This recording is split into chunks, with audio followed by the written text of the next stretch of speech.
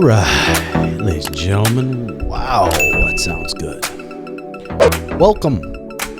For our new watchers, this is the Red Hawk Recap, where we discuss all kinds of stuff. We got comedy, we got MMA, we got jiu-jitsu, health, sports performance, and weekly news. Episode 101. We've done it again. I wish I had a refreshment. If you have a refreshment, crack that puppy open, get your posture up. Let's have a hell of a show here. Soon we're going to have these shades for sale. And they're guaranteed to get you some puss. Okay, beautiful. Thank you, Funky Jam by Gloria Tells, to get us started this afternoon. And I was supposed to have Joe Diesel Riggs on, and he's an entertaining guy, funny guy, and he promised that he'd be here today. And I said, if not, then I get to shave an eyebrow, and he said, swear. So next time I see him, we'll be taking one of his brows off, unless he's got an incredible excuse. Ronin Auto Glass. They're local here in Phoenix. They'll come straight to your house and they'll fix your windshield. No problem. No questions asked. You don't got to drop it off to a store, drop it off at a local store and get picked up by a family member or an uncle or something. They'll come right to your house and they'll fix that windshield up. No problem. So thank you, Ronin Auto Glass, for the sponsorship. Okay, this weekend, we're about 3 days out from Jake Paul and Nate Diaz. And it's been interesting because Nate hasn't really been going back and forth. It's almost like he's really truly disrespecting Jake Paul in all the the aerial interview. They sat down. Jake starts going off, and Jake's coming at him with the, I know how dangerous he is. He's talking up Nate a lot, and Nate's almost just treating him like he's disrespectful and he doesn't earn that respect yet. And they're gonna go 10 rounds. So I'm curious. Jake Paul's got a whole new training camp, Sugar Shane Mosley, and I'm sure he's getting a lot of different tips. And that was probably a smart idea for Jake to maybe switch trainers a little bit, get a little bit more tips for him from Sugar Shane Mosley, someone who's done it and has just a wealth of experience, who's a multiple stripe black belt in boxing. They're going to go 10 rounds, and Jake Paul looks fit. He looks big. Nate, I'm so curious how he's going to come out and look. I know he's going to come out and put the pressure. You got to be careful putting the pressure, and he knows this, obviously. He's sparred with good boxers. Putting the pressure on Jake Paul, he's wanting you to chase after him. He's wanting to walk you into that big right hand, big left hook. He's going to be jabbing to the body a lot, throwing a lot of right hands to the body, just to set up his overhand in the later rounds. So I'm excited to see that. And then I got, I think, 10 students competing in the ADCC Open this weekend here in Scottsdale. And then we got 5 rounds of sparring for Sugar. So I'm going to have a busy weekend here, but I'm excited for it.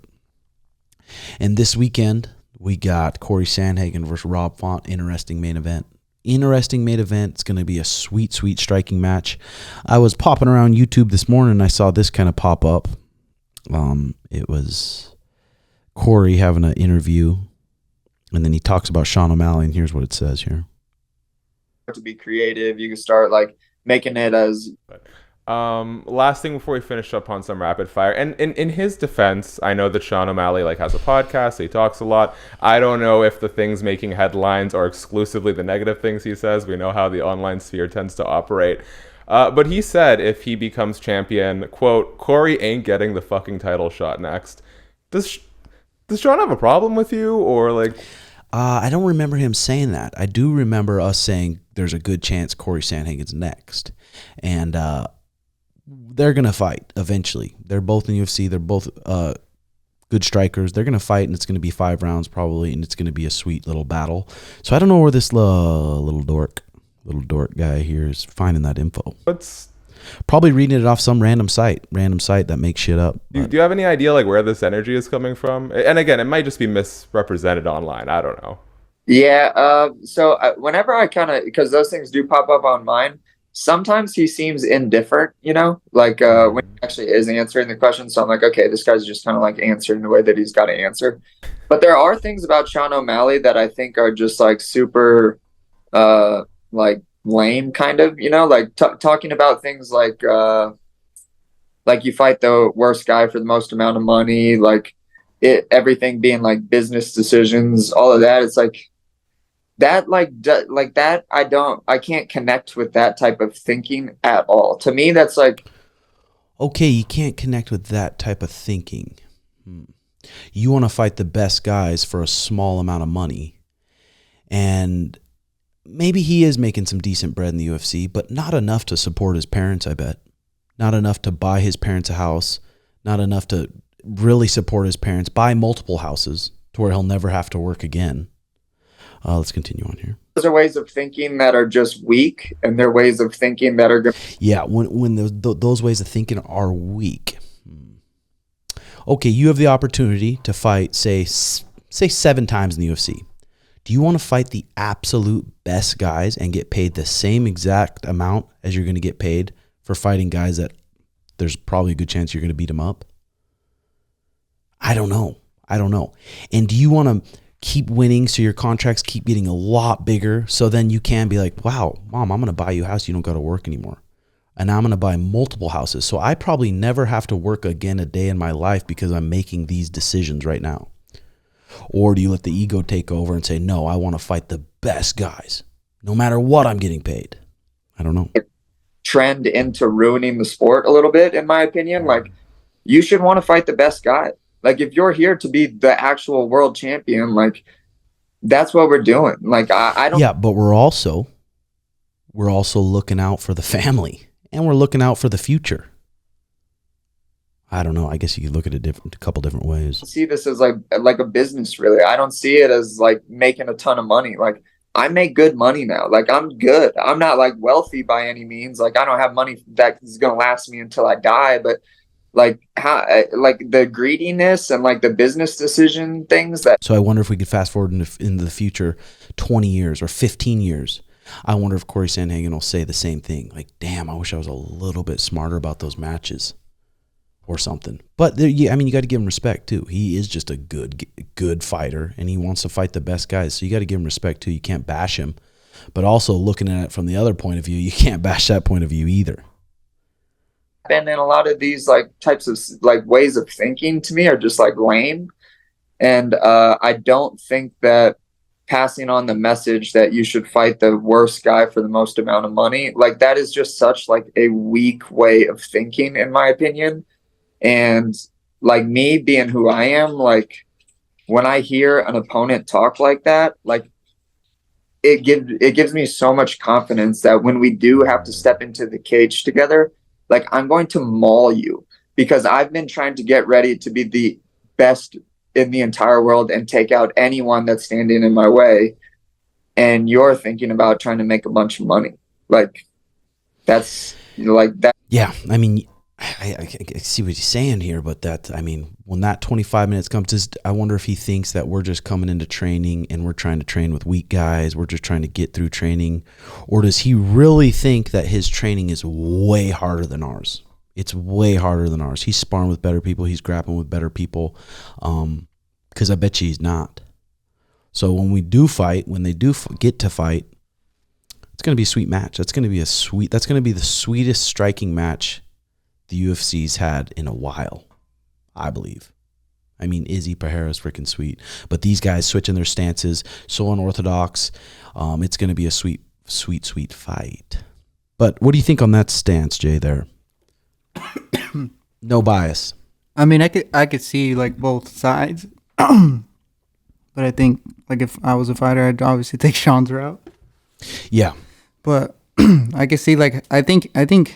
Corey's thinking like that Sean is like scared to fight better guys. It's not that Sean's scared. It's just it doesn't make sense. Like why? You know what I mean? How you're saying like. Yep. I get both sides. You know, obviously Sean's thinking long term. Yeah, man, long term and more about like, hey, I don't want to just set myself up. I want to set my kids' self up. I want to set everyone up. I want everyone to not have to stress about money. I want my parents not to have stress about money. Maybe Corey's not thinking about, man, I could make my parents money. I could make my parents retire. Maybe he's not thinking like that. Who knows? Let's see what he says here. Brings me confidence. So I don't really know if Sean O'Malley kind of like means those things, because I actually like Sean. Like, I think he's kind of like I've always had nice interactions with him. I think that he's like a really honest guy. Like, I really appreciate his honesty when he is answering things. But like, the message of like it being a business to me is just like, that's not martial arts to me. So I'm not. Yeah, I don't know about that one, brother. I do not know about that one. For real. So if the UFC comes to you and says, "Hey, you can fight Peter Yan again, Corey Sandhagen," you get a rematch him since he lost. Garrett TikTok. You get a rematch him, and we're gonna give you $10,000.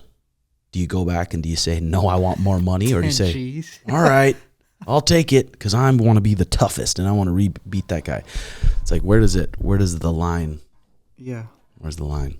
But I mean, I think Corey Sandhagen's a nice kid. Yeah, it's not that Sean doesn't want to fight the best guys. He does. It's just like it has to make sense. Yeah, it wants to make sense. Want to get paid for it. Want to get make some bread and be okay. Because in these fights with these best guys, there's a good chance you're going to get damaged, and maybe some of that damage is going to last you for the rest of your life. So make it worth it.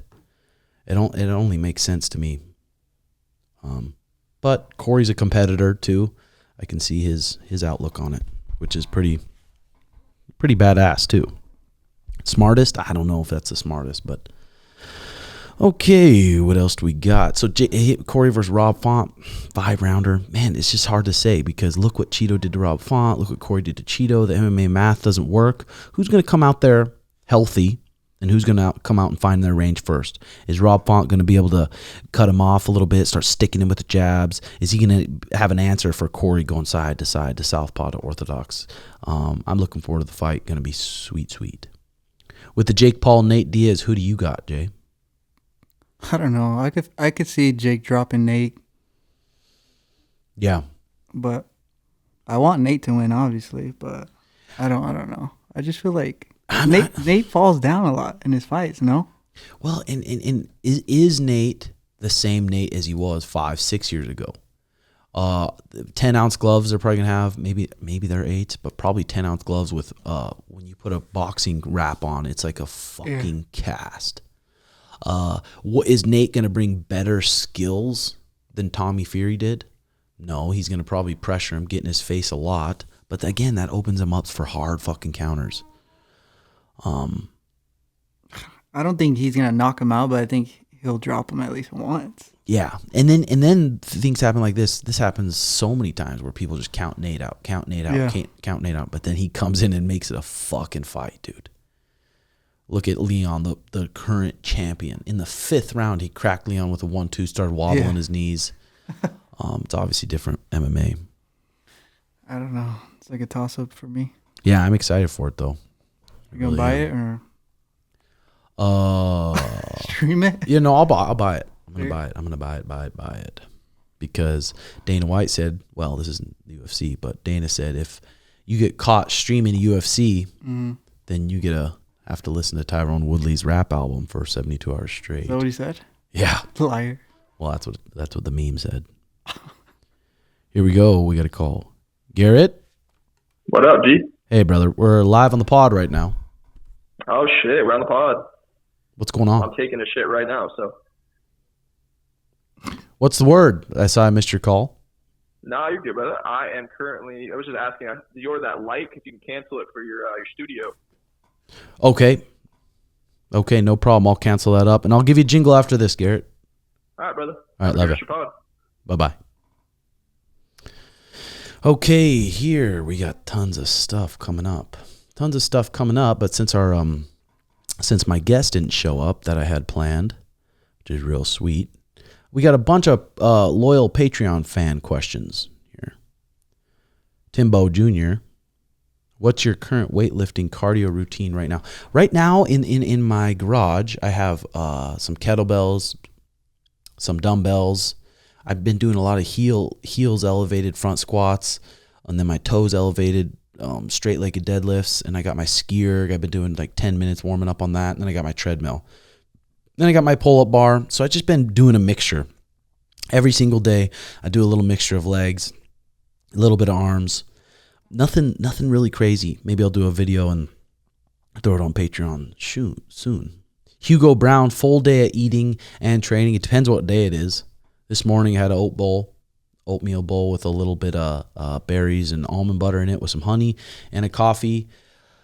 Probably have some wildflower later. It just goes day by day, Hugo. So right now, and then Mariah usually fixes up something. Last night we cooked this steak on a pellet grill that my brother got me and sliced it up real thin for some steak fajitas, and they turned out phenomenal. We got brother Zach Raymond here. Best way to meet girls that you'd actually want to see a future with. Don't go out drinking in 20s. Do you think you could meet a high-value girl on Tinder? I think so.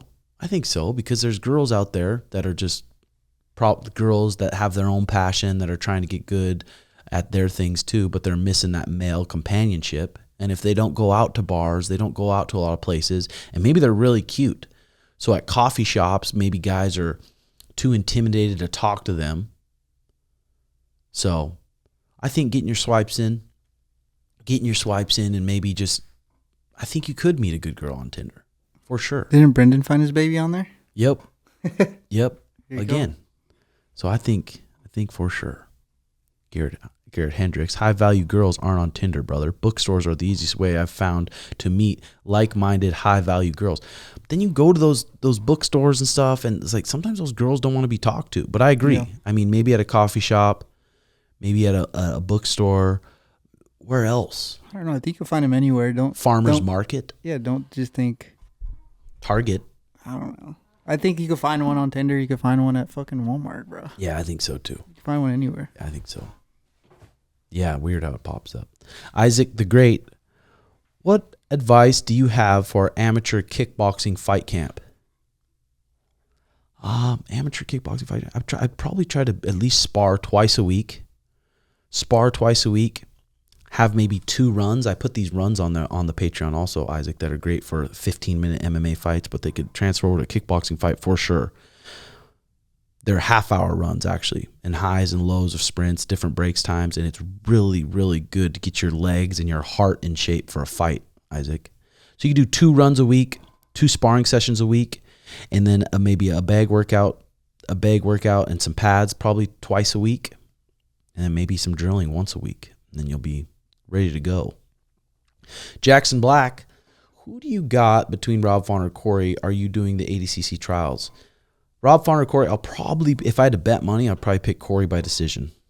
ADCC trials, yes, I plan to do the trials, and I'm hoping I can get an open in. Such a pain in the ass. These trials are going to even be tougher than last year, though, because now you have all these competitors doing the ADCC opens, so they're really getting used to the rule set and the point system. So now it's going to even be tougher. But yes, I plan on doing the trials. Shane Liu, would love to see you have Eben Britton on the pod. You guys spread a really similar message. I can help get set up if you're interested. Not familiar who that is, Shane Liu, but yeah, let me meet him and we'll see here. Michael BR, not including injuries, what do you feel your biggest weakness as a fighter, be it mental or physical? Not including injuries, because that's probably the biggest weakness. The body just breaking down, something hurting. You push through it, okay, now it's going to fuck you up for longer if you try to push through these injuries. You can't push through every injury. So definitely physical, the body breaking down. I don't know if that has to do with something mentally. It could, but I would say that for sure. Nick Yarnovich. Well, also weakness fighters going in there and trying to knock someone out early. Because you, as an amateur, you knock some people out, you hit them in the chin and they fall. It's like, okay, now you think you can do that to everyone. You're not going to be able to do that to everyone. Maybe you are, but you got to be a little bit smarter with it. So being able to pick your shots, pick when you throw KO shots and when you don't, that's a whole nother skill in itself. Because there's so many emotions going into a fight, it's hard to stay calm and calculated. That's what a professional is. You go into a fight, all these emotions, now there's money on the line, and you want to knock that guy out quick. So that's another one I had a little bit of trouble with, trying to fucking take people out too quick. Nick Yarnovich, Timbo, before making it big, what would you do to flex on a girl? My ex got every last laugh in the book, and it still bothers me. I need a W. Before making it big, I definitely haven't made it big, brother. Definitely not. What would I do to flex on a girl? Fuck, I don't know. I would just try to go, just do a little bit of flirting. Just let them, maybe give them a compliment about something. Whether it's their hair, maybe point out an insecurity. Maybe say, if they have a big mole, say, hey, I don't mind that mole one bit. No, a buddy told me that. I thought that was funny. I know, that would be fucked up. I wouldn't do that. Maybe make them laugh, make them feel comfortable with you, not be a fucking creep. Colt, yo, Timbo, I'm blind as a bat and considering getting PRK surgery. Were you nervous leading up to it, and was the shit painful at all? Colt, I was so fucking nervous, dude. I was so scared knowing what I was going to do. Driving there, I almost turned around. But then I called the place and I said, hey, how many people are you doing today? They said they're doing like 15 people in one day. But then I showed up to the PRK shop, and none of the workers had PRK. They all had glasses. And I'm like, oh, fuck. None of these guys have this done. And I was pretty scared. But they gave me a Valium, and then I asked for another Valium. So that really loosened me up, and really didn't, at that point, I didn't give a fuck what they did to me. And I went in there, and they took a little tool, put a little numbing shit in my eye. I took a little scraper tool, and literally scraped the top layer of my eyeball off. And while you're sitting there wide awake, they have your eyes peeled open. And then a laser comes in, and they just say, they talk you through it. They almost done, buddy. And they talk you through it and concentrate on that laser. And this laser just fucking zaps your eye. You can't feel nothing because it's numb, and you're on Valium. It's almost like a dream or a movie. And then they sit you up. Okay, sit up. Literally takes 10 minutes. Took me maybe 10 minutes for both my eyes. Sat up, and I already could see better than I could without contacts. And then about 14 days down the road, it kind of sucks a little bit, but you got eye drops. To keep them dry. The night after my PRK surgery, though, Mariah left, and I thought I ran out of eye drops, but they were hidden. I ran out of eye drops, and I'm sitting there. I can't even open my eyes. It feels like my eyeballs are literally sandpaper, and I thought I ran out of eye drops, and I was about to fucking freak out, dude. I couldn't drive to the store to get eye drops because I had to keep my eyes closed. I couldn't even open my eyes. So I took some of the pain meds, and that kind of put me out. And then I Ubered some eye drops. But I would definitely, dude, if I could do this PRK surgery 10 years ago, fuck, I would have done it 10 years ago. It's the best thing I've ever done. Tib, you know what's crazy? Like, I think your eye was lazy when you first got it. Boss. I didn't want to say anything, bro. Come on, you got to tell me. It's not lazy anymore, though.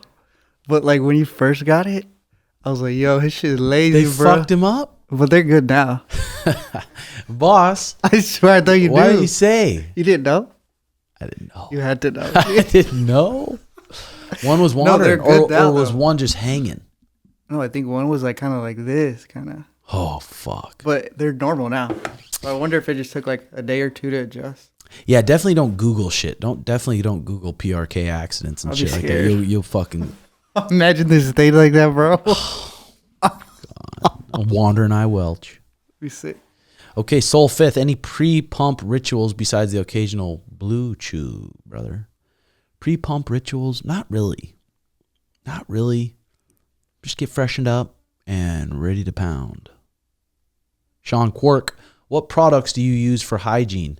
I use this shit. What the fuck is it called? It's called, they sell it at Sprouts.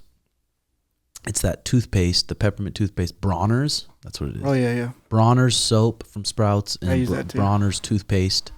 And then we've been using this just ingredient stuff. It's weird. You put your toothbrush in it, and it's like this. It's almost like a dirt substance.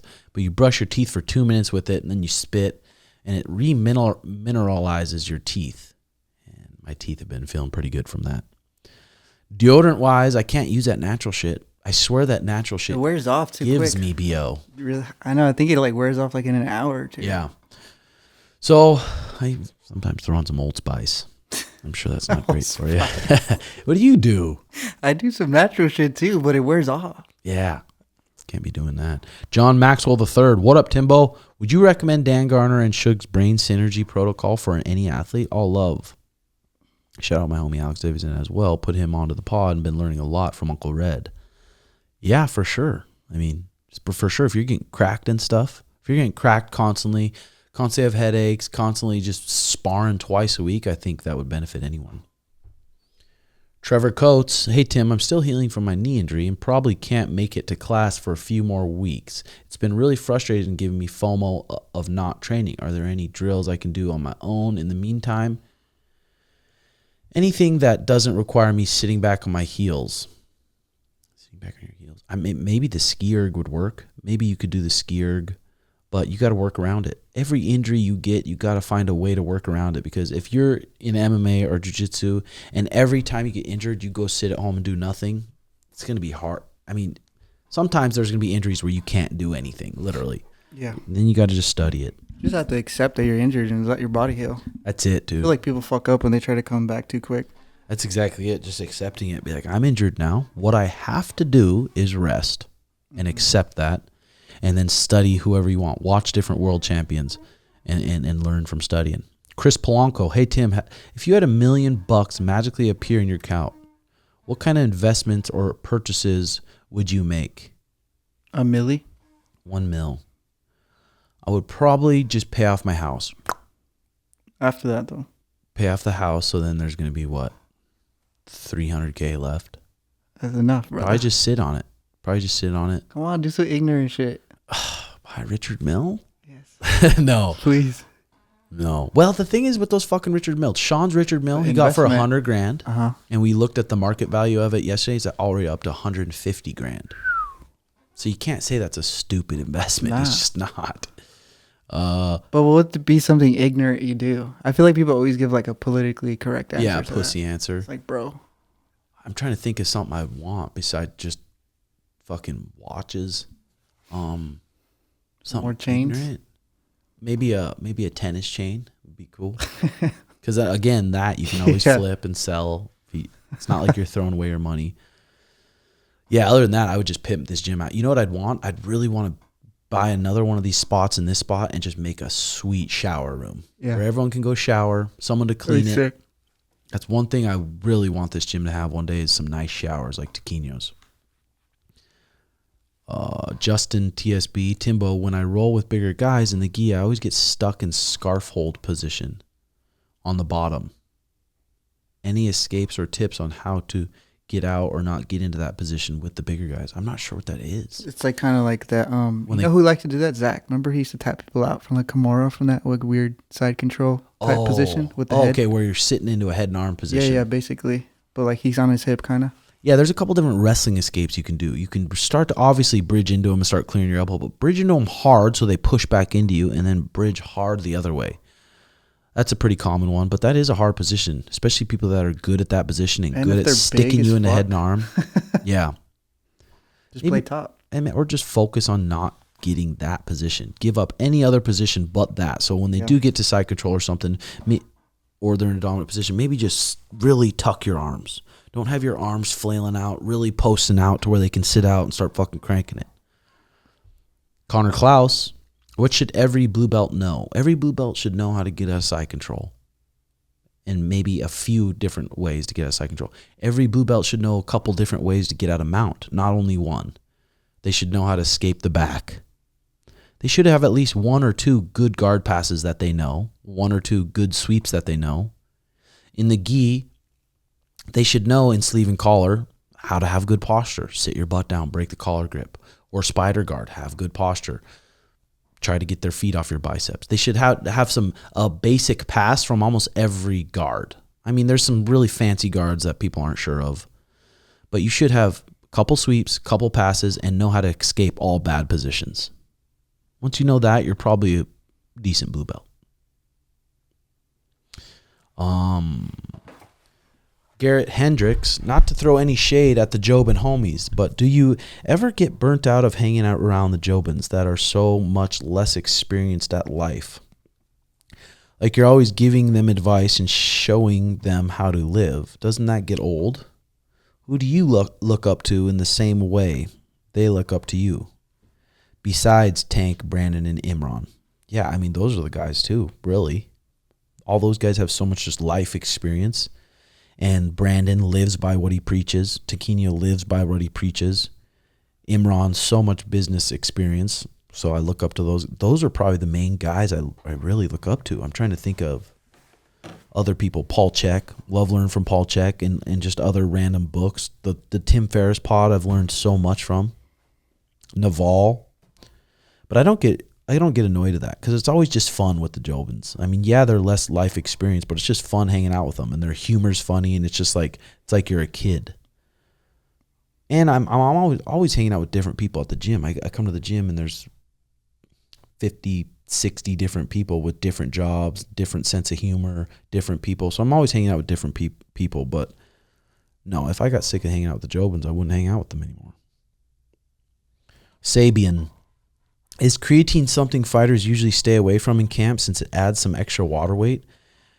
And also, do you or Sean ever do any fasting? I've heard there's a lot of health benefits. Peace and love. Sometimes I do. Sometimes I wake up. I don't know if it'd be considered fasting though if I do a bulletproof coffee. But what are the benefits? I didn't get that. Could you try again?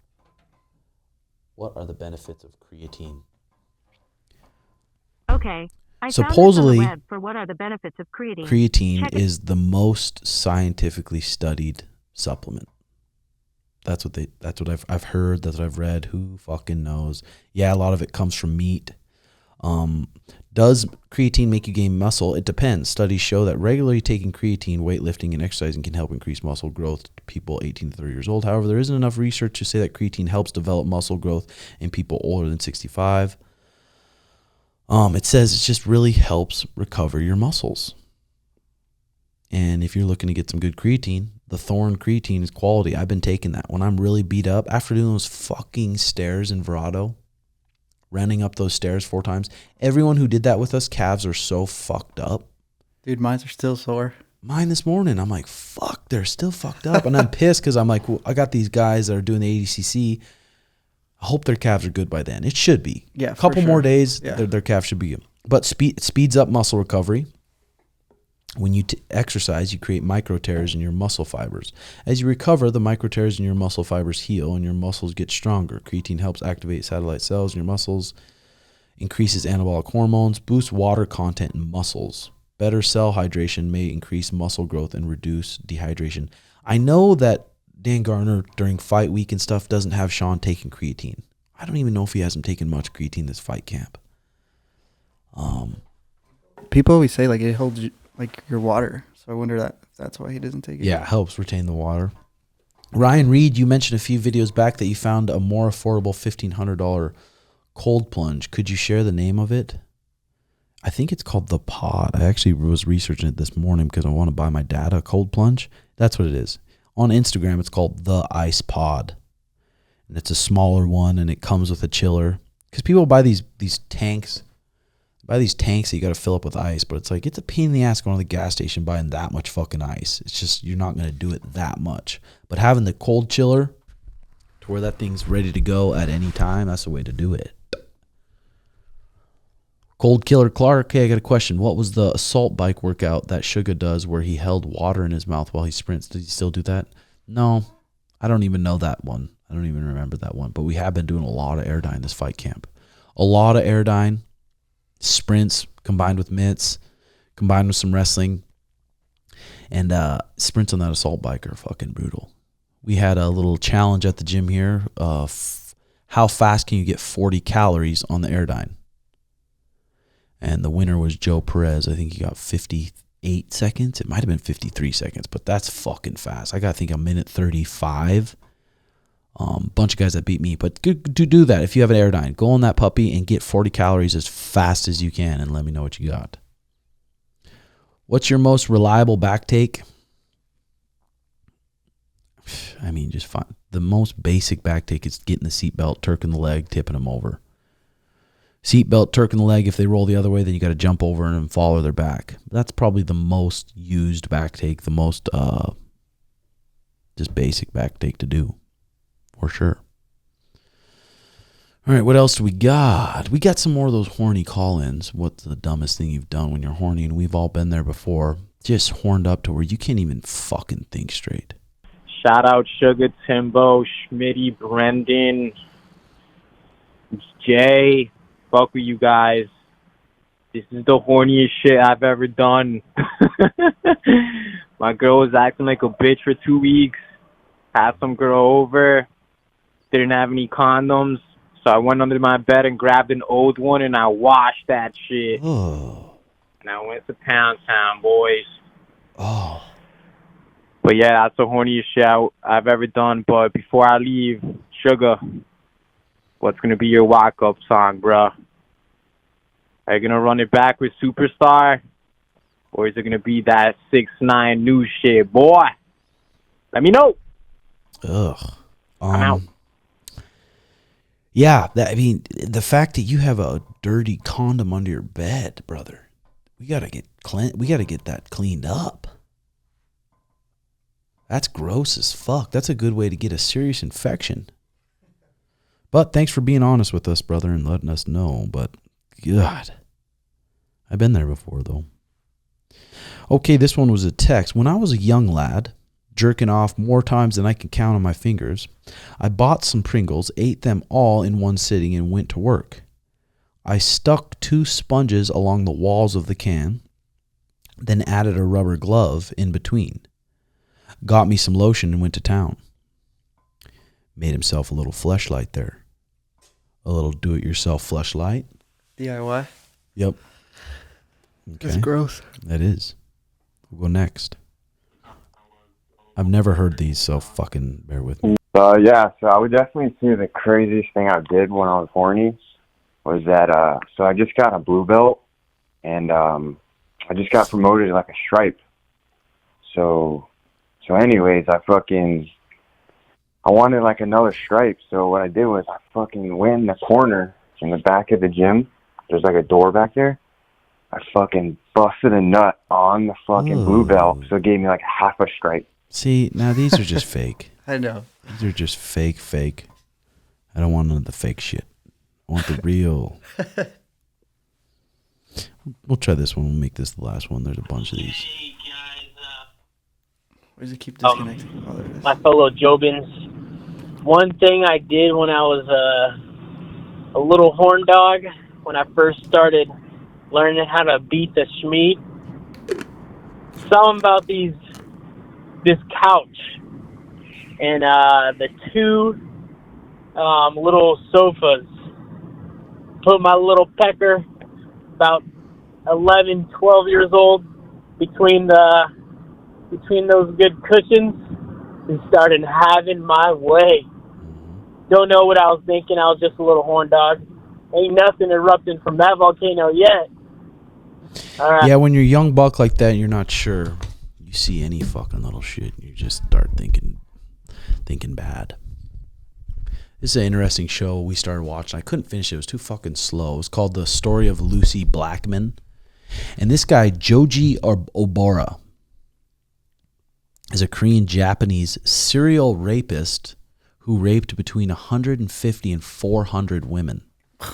He was charged with drugging, raping, and killing British woman Lucie Blackman, the rape and manslaughter of the Australian woman Corita Ridgway, and the rape of 8 other women. Obara was jailed for life in multiple rape charges and manslaughter, but was acquitted of Blackman's rape and murder for lack of direct evidence.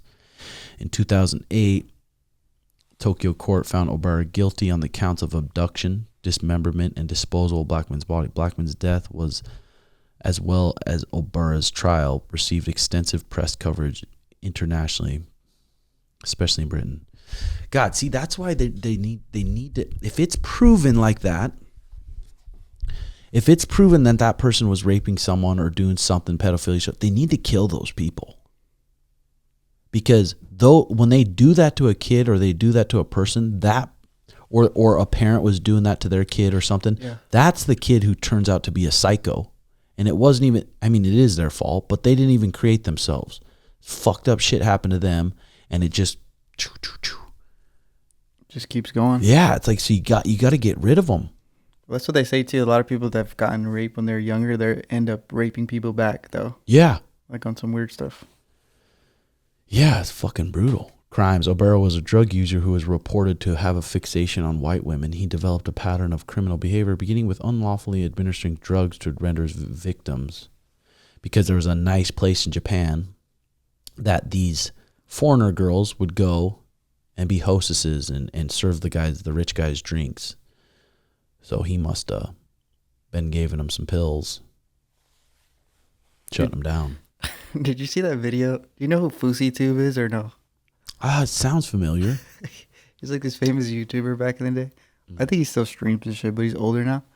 I think he was doing like a stream, like a 24-hour type stream, and he was like singing rap, and he said the N-word on accident live. Did you see that or no? It's going kind of viral, and he's just like, "Fuck, I never used that word, guys. I swear." He's so embarrassed. I know that's the weird thing. He's like you catch yourself singing a song, That's what I'm saying. and you let it rip. But the way he reacted was hilarious. That is hilarious. And then we got Kevin Gastelum pulled out of his Shavkat fight, and he posted the video. He was sparring this kid named Ray Waters, who's a 170-pound up-and-comer. He's a real stud from Fight Ready. And Ray Waters threw a head kick over his head and then spun, and Kelvin Gastelum kind of rushed him to take his back, and it ran into an elbow right on the side of his nose, too. So it turned his nose fucking sideways. And you could hear the crack of his nose. Freaking gnarly injury. Okay, this is from Michael Benson. This is the biggest Las Vegas gates. Mayweather and Pacquiao did 72.2 million. Jesus. So what's the 72.2 million? Okay. Mayweather McGregor did 55.4 million. Canelo and Golovkin 2. Davis versus Garcia, and then Spence versus Crawford was up there. Wow. And then Mayweather and Canelo only did the 20 million. So that's number 7 on the list. And Mayweather De La Hoya, 19 million. Damn. I wonder what Jake Paul and Nate Diaz is going to do. That was the gates. That was just the gates. That was the ticket sales. So the tickets were just so fucking expensive. Do they always release the numbers? Like, does it take a while for it to release the actual numbers? Like a year or two? Or? I think it takes a while. Pretty sure. Pretty sure. What else we got here going on today? This is an interesting thing. Was I think it was from a book. To a first approximation, wisdom is the capacity to take your own advice. You effortlessly give that advice to others. If you could just give it and successfully receive it yourself, you're basically Socrates. Treat yourself like someone you are responsible for helping. That's good. That was good. That's good advice. I've heard that from someone before, saying, if someone came to you with your same problem and asked you what to do, what would you say? And a lot of people have the answer, but then they don't fucking do it. Yeah, I feel like sometimes people just want to have their hand held through everything. You know what I mean? Yeah, for sure. Okay, this is a James Clear newsletter I've been enjoying. I haven't read this one yet. Number 1, anxiety is thought without control. Flow is control without thought. A little deep. Anxiety, it's fucking anxiety, dude, is brutal. Everyone that has phones and apps and YouTube and all that shit is gonna deal with fucking anxiety and then start creating some random problems that aren't even there. You find that with girls. Like if you're picking a girlfriend and she just has no passion, she has nothing to think about with her thoughts besides buying shit, social media, like there's a good chance she's going to be all up in your business and it's going to be fucking tough. So how's your new baby boo? Too soon. Is it? Yeah. Okay. Number 2, one sign you haven't done enough reading is if you find yourself agreeing with whatever book you read last. At first, it's easy to be swayed by any reasonable argument. Once you've read a lot, you can see that even the best arguments have limitations. I think that's true. It's crazy that way with documentaries too, dude. They can just fucking sway you. It's like that with pods too, though, you know? Like yeah. When you're hearing, like, people say something and you think it's just the truth. For like the documentaries, though, it's like they can. My mom texts me, "I'm done with meat. I watched this documentary and it's like, wow, it's the cause of all our problems." Yeah. It's like, Jesus. But then you have someone like Paul Check, and then it's like, yo, Yeah. tripping. Someone who's a real study. And then you have someone like Sean who watched the documentary and then he goes vegan for his That's how I was very like influenced when I was younger. I still am. I mean, we all are. Yeah. Not me. But then Sean, I'm like, dude, you got to eat some meat. He's like, no, fuck that. I ain't eating meat. And then for his fight in the Contender Series, he's like, fuck that. No, me and Danny, we watched this documentary. we're vegan. Fucker walked in the cage, $138. I think when you're at that like beginning phase of where you're trying to better yourself, you just think like you read like one certain book and this is like what you go by, you know? Yeah. But up until you realize like open yourself up to other perspectives, I guess. This thing popped up on Twitter. This lady just died. She was just a big advocate, 39 years old, huge advocate of you just only eat fruit diet. That's all you eat. You just eat fruit. And she ended up dying from malnutrition. So, okay, here's number 3. We want solutions, but what we really need are attitudes. You don't need abs, but rather an attitude of training. You don't need the answer, but rather an attitude of curiosity. You don't need an easier life, but rather an attitude of perseverance. Attitude precedes outcome. Decent. Musician Nick Cave on the love and grief. Seems to me that if we love, we grieve. That's the deal. That's the pact. Grief and love are forever intertwined. Grief is the terrible reminder of the depths of our love, and like love is grief is non-negotiable. Way too deep for me. Have you been reading any books lately or no? I've been reading the book again, How to Win Friends and Influence People, and then going back through the Tribe of Mentors again. I haven't really got any new books for a while. I just keep trying to go back to the ones I enjoyed. Same. But that book, dude. I always read the Naval one a lot, like over and over. That How to Win Friends and Influence People, it sounds weird because of the title, but it just sounds kind of manipulative. Yeah, but it's not. It's not that way at all. But if you're looking to run a type of business or something, that's a good book to read. Just how to. I always had a copy of it. I just haven't like opened it. You still have it? Yeah. You should go through it. Okay. For sure, especially if you're going to open your own gym. Yeah. Physician Lewis Thompson on the importance of making mistakes. Mistakes are the very base of human thought, embedded there, feeding the structure like root nodules. If we were not provided with the knack of being wrong, we could never get anything useful done. We think our way along by choosing between right and wrong alternatives, and the wrong choices have to be made as frequently as the right ones. We get along in life this way. We are built to make mistakes, coded for error. We learn, as we say, by trial error. Why do we always say that? Why not trial and rightness or trial and trump? The old phrase puts that way because it's real in real life. See, some things like this, and some things on this newsletter, it's like they take a super simple topic and they try to make it complicated. And they try to say it in a different way. That's why I always like Steve Jobs' way of thinking, because he's always like, should be able to explain something super complex, like simple. That's what Naval says too, though, you know? Like if you're really smart, you should be able to explain it to a kid almost. Yeah, and that's jiu-jitsu. It's just so complicated. And I see it sometimes with like blue belts or purple belts or brown belts. They think if they explain it over and over, like all these different details, or people understand, but it's like, dude, one thing I learned from Taquino is you just say some basic stuff and just let them do it. Let them start to figure it out on their own. Yeah, some people, that's what I learned from him. The basic shit's the better. It's probably like a way of parenting too now. Yeah, I don't know. I don't fucking know. Dude. See you when you pop one out, man. Dude, we're fucking 2 weeks, 13 days, I think. 13 days? No. 12 days. Boston? 12 days we'll be in Boston. Sean's fighting for the championship. It's crazy, huh?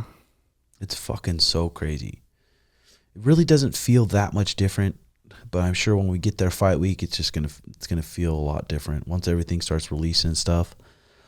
Yeah, fuck, it's gonna be crazy. And then we got Jeff Neal, Ian Gary on that fight. Cody Garbrandt, Mario Bautista. Mario Bautista is a durable orthodox boxer. He's very well-rounded. Can wrestle really good. He's a black belt in jiu-jitsu. He's big. He used to not be big. I cornered Mario. I went with him to New York when he fought Corey Sandhagen. He got the fight on like 5 days' notice, but he was really small at that time. Barely had to cut any weight. I remember fight week we got there and he was in his 140s, low 140s. He was very small. But now he's been working with Jarrett at the lab. He's been at the lab for a minute now, and he's a very quiet kid, but the nicest, most respectful kid, and he's very fucking strong and durable. I can very well see him finishing Cody Garbrandt. Cody Garbrandt's dangerous though, because he blitzes forward faster than people think. He blitzes forward with his combos and then comes over the top. He's got a good right hand. I just don't see anywhere he's gonna beat Mario, especially right now. Mario's just coming into his own. I could definitely see Mario be in the top 5 and be up there. And then fight week, we're gonna have a lot of run-ins with Marlon Cheeto Vera and Pedro Munoz. I'm curious how that fight goes, but the more I think about it, Pedro Munoz, he's just longer. Pedro Munoz, he known for calf kicks at American Top Team. I think Cheeto's probably gonna have an answer for those. I think Pedro's already has a couple more fights in him now. 36 years old. He's 20-7, and he's 5'5". And then we got on the preliminary card, we got Chris Weidman versus Brad Tavares. That's a fucking sweet fight. Really sweet. Chris Weidman's on a streak right now. Like, not the best streak, I don't think. Let me look here again.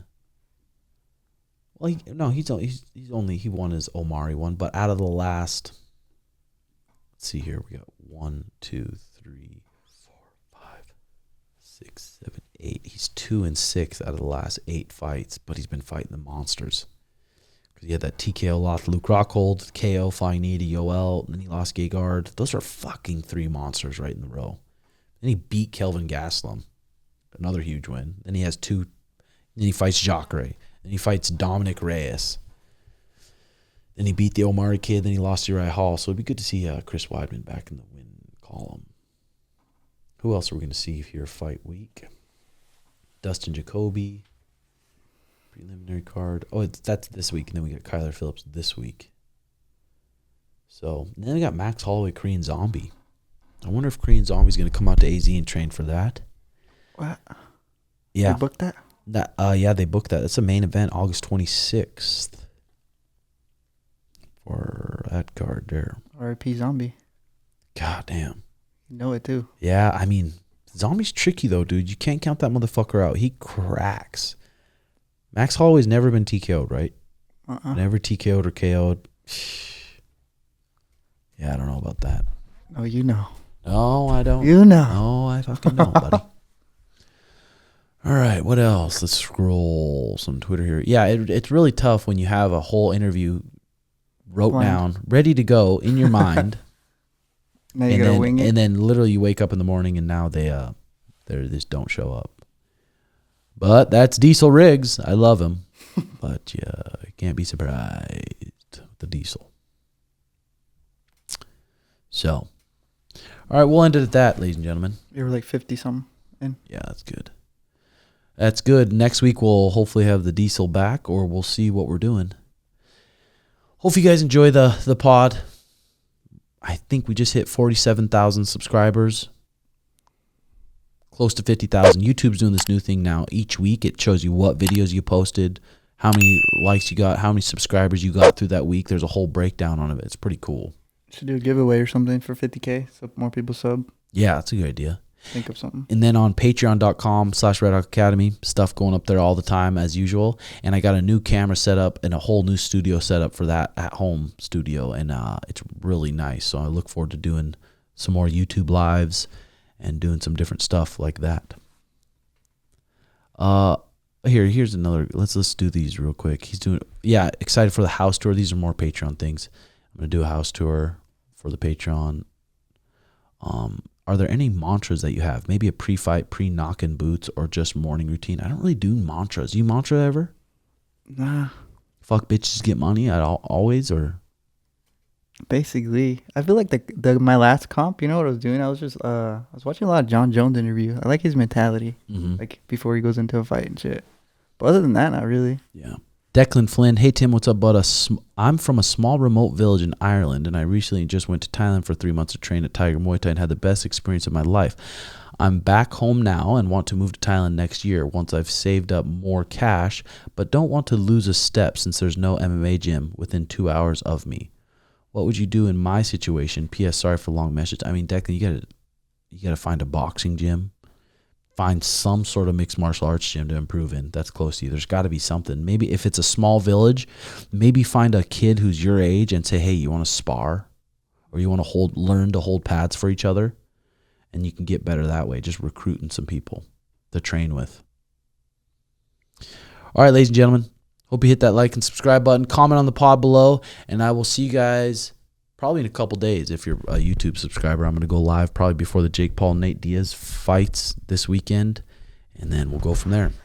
See you guys next week. Love you. Bye-bye.